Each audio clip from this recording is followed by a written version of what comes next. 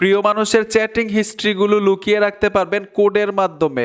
হোয়াটসঅ্যাপে ভাই আগুন এক ফিচার যুক্ত হয়েছে। এটাই তো মনে মনে চাইছিলেন না? সকলের মনের আশা পূরণ করে দিল কিন্তু হোয়াটসঅ্যাপ। ইন্টারেস্টিং এবং মজাদার কিছু কাজ শিখতে পারবেন আজকে। তো আসেন আমরা মূল কাজে চলে যাই। কাছের মানুষের চ্যাট হিস্ট্রিগুলো একটা কোড দিয়ে লুকিয়ে রাখতে পারবেন।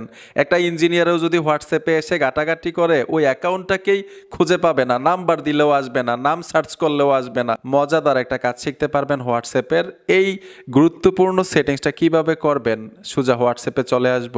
হোয়াটসঅ্যাপে আসার সাথে সাথেই যেই অ্যাকাউন্টের সাথে আপনি প্রতিনিয়ত কথা বলে থাকেন, চ্যাটিং করে থাকেন, ধরুন আপনার কলিজার মান হচ্ছে, ওই অ্যাকাউন্টটাকে, ওই অ্যাকাউন্টের চ্যাট হিস্ট্রিটাকে আপনি লুকিয়ে রাখবেন।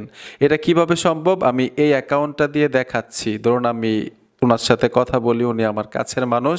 অ্যাকাউন্টের উপরে ট্যাপ দিবেন, ট্যাপ দেওয়ার সাথে সাথেই যে দেখুন নামটার উপরে টাচ করে দিবেন। ট্যাপ দেওয়ার সাথে সাথেই নিচে চলে আসবেন, এইখানে লেখা আছে চ্যাট লক। এই অপশনটা অন করতে হবে, কন্টিনিউতে চলে আসবেন।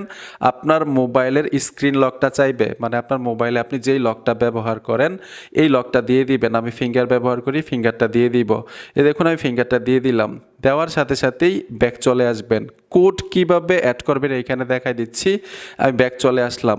যদি এরকমভাবে টান দেন, এই যে দেখুন লকিট চ্যাটস চলে আসলো। তো এরকমভাবে টান দিলে কিন্তু যে কেউ বুঝতে পারবে যে আপনি কোনো অ্যাকাউন্টের চ্যাটিং হিস্ট্রি লক করে রেখেছেন।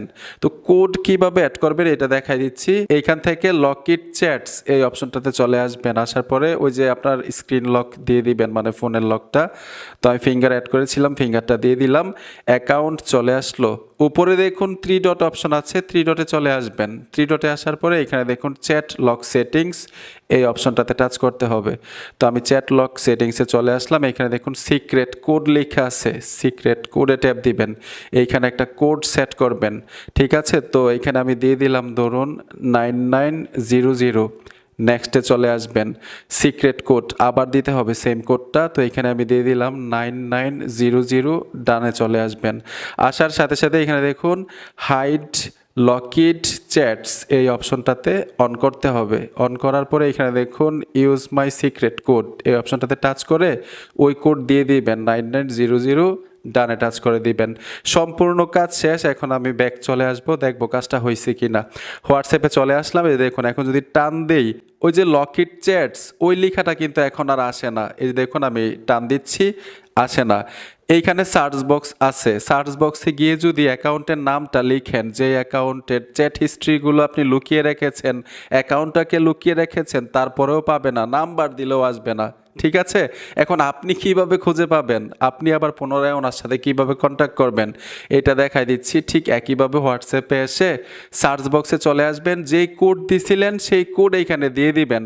তো এই যে দেখুন 9900 দেওয়ার সাথে সাথেই ওই লকিট চ্যাটস অপশনটা চলে আসলো। এখানে ট্যাপ দিবেন, এই দেখুন ওই অ্যাকাউন্টটা কিন্তু আমরা ফিরে পেলাম, ঠিক আছে?